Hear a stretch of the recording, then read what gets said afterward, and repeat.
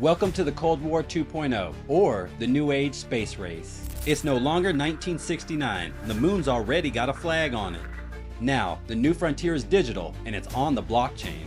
Bitcoin's hash rate is the new oil, and Foundry USA is looking to play Exxon.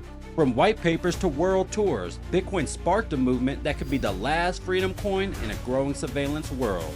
But here's the real question. Did it spark a revolution that put power back in our hands? Or did we quietly give the government the keys to our wallets? Don't worry, Crux got you covered, stay tuned, or as we like to say here, it's time to ape into some alpha.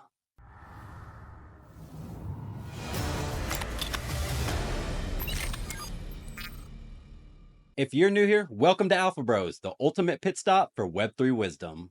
Smash those likes and hit subscribe to help this channel grow. Quick disclaimer, this video here was not designed to FUD Bitcoin. I'm here to educate, not instigate. So drop your takes in the comments, just keep it chill. No need to go full keyboard warrior. No Bitcoin maxis were harmed in the making of this video. Emotionally, maybe. Physically, definitely not.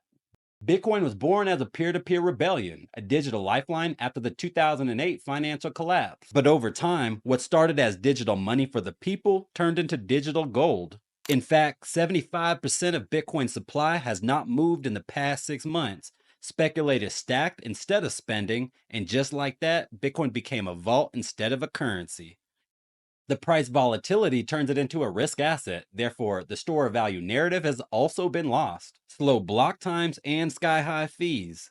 That ain't peer-to-peer, that's peer-to-patience. Bitcoin's original vision is getting blurred.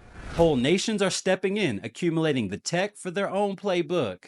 The truth is, Bitcoin is still an identity crisis. Is it freedom tech? Is it digital gold, a global currency? Or is it something much larger? Made in America crypto started trending after the current administration teased no capital gains taxes on US-born digital assets. Patriot vibes, am I right? Not so fast. President Trump has reportedly been in talks to grab a financial stake in Binance.us. The same Binance that's a threat to great American giants like Coinbase. CZ, the founder of Binance, says he hasn't had any direct dealings with Trump, but after pleading guilty to anti-money laundering charges, he made it clear he wouldn't say no to a presidential pardon. Weeks ago, Trump already pardoned the BitMEX co-founders who pleaded guilty to nearly identical charges. Then last month, Trump's own venture, WLFI, dropped plans for USD1, a new stablecoin, right on Binance Smart Chain. Look, I don't believe the United States should buy a single sat of Bitcoin due to national security risks. America already leads the digital revolution. We birthed Ethereum, built Solana, pushed XRP, smart contracts, oracles, the whole Web3 stack. We are the architects of this future. So why aren't we doubling down on these innovations that got us here? I get it, this take is going to ruffle some feathers, but stay with me. The clock is ticking. Fiat currencies are on life support, and programmable money is knocking at the door. America's world reserve status is slipping, and right now, the US, China, Kazakhstan, Canada, and Russia control nearly 85% of Bitcoin's hash rate. But don't let those numbers fool you. The race is tighter than it looks. In the US, there is zero regulation stopping Bitcoin mining. However, it is illegal in China. The West looks to have the upper hand. Enter Kazakhstan, whose close proximity to China also provides a loose regulatory environment, low electricity costs, and abundant energy resources. These two nations have ties so tight, they move like one. Meanwhile, Canada, America's northern ally through a partnership with NATO, is drifting politically, distancing itself in the shadow of the Trump era. And Russia, with its geopolitical opposition with the US and growing alliance with China, the balance of power is tilting east, fast. The digital battleground is set, and the future of monetary dominance is up for grabs. Here's why I keep hammering hash rate.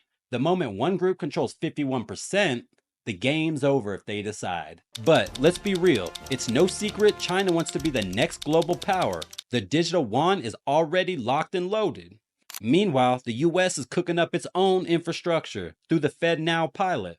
But here's the twist. Bitcoin is a problem for China, yet they keep on stacking it because if Bitcoin continues to take off, they want a seat at the table, insurance policy style. And before you panic about the West holding 51% of the global hash rate, understand this. A coordinated attack isn't easy. The hash rate might be concentrated, but the consensus isn't. Foundry USA, Marathon, and Luxor make up about 40% of the total hash rate. Try to unify them into one attack vector. That would be next to impossible due to the freedoms we have in the West. Now, flip the map.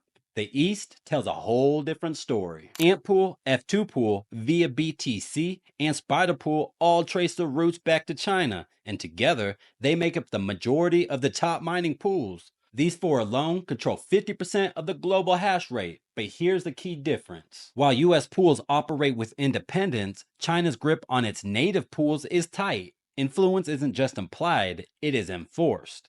The next big risk we'll talk about for Bitcoin is price. Keep it low enough and the entire network starts bleeding. Satoshi baked in a self-destruct timer using Moore's law. Every 4 years, the reward gets cut in half. Same work, fewer coins. So, for Bitcoin to stay alive, the price needs to at least double every 4 years. Right now, mining a single Bitcoin costs at least 55K, and with the price right above 80K, miners are eating good. But hold the phone. The last bear market, it cost 25K to mine, but the price dropped to 15K, capitulating some of the miners to shut off the rigs, while the hash rate spiked for the few still grinding.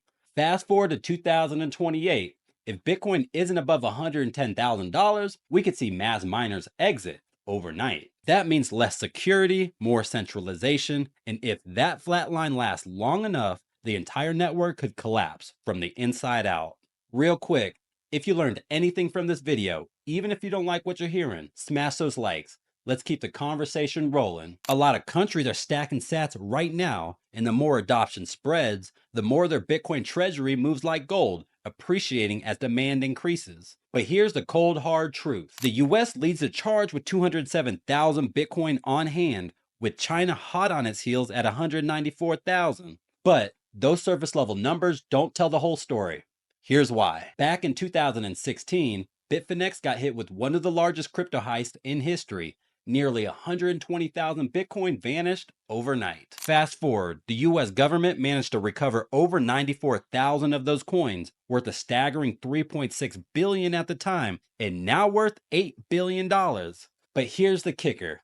In January 2025, a federal court ruled that all of it must go back to Bitfinex. And once that restitution is complete, the US stash drops to about 112K Bitcoin, putting it well behind China's estimated 194,000. So much for leading the pack. And yet, here's another reason why I believe Bitcoin isn't just a financial asset, it's a national security issue. We still don't know who Satoshi is. Now imagine this, just what if that wallet is controlled by China? Hear me out. Every US tax dollar invested into Bitcoin would multiply China's holdings tenfold. It may not sound the alarms now, but fast forward to Bitcoin hitting 7 figures, while China is holding more than 1 million Bitcoin than the United States, that could be a serious problem. Senator Cynthia Lummis proposed the Bitcoin Act of 2025, pushing for the US Treasury to stack 1 million Bitcoins over the next 5 years. That's another $85 billion bet at today's prices. And that would instantly make Satoshi the richest person or entity on the planet. And if China is connected to that wallet, that's game over for the US dollar as the world reserve currency as we know it. I'm not only picking on Bitcoin. Ethereum recently became a risk too. North Korea's Lazarus Group recently pulled off one of the biggest heists in history, taking $1.5 billion in Ethereum from Bybit, while China has $1.3 billion on hand. Meanwhile, the United States is sitting at just $116 million worth of ETH. That means for every dollar we invest into Ethereum, North Korea and China's war chest grows 13 times more. This is not checkers, it's chess, and we're at a strategic disadvantage. The US needs to double down on building digital assets we control, because every dollar we feed into the wrong hands is leverage lost. Want to see how America is leading the charge in crypto innovation? I've linked videos in the description of some of the top Made in America projects, from Chainlink to Cardano, Hedera, and more. Now these are the protocols pushing us into a digital future that I prefer we accumulate. Alright, thanks for sticking with me until the end. If you learned something, subscribe for more heat, because the Cold War is just beginning. I hope you enjoyed this video, and even if you disagree, hit my comments. I like a challenge.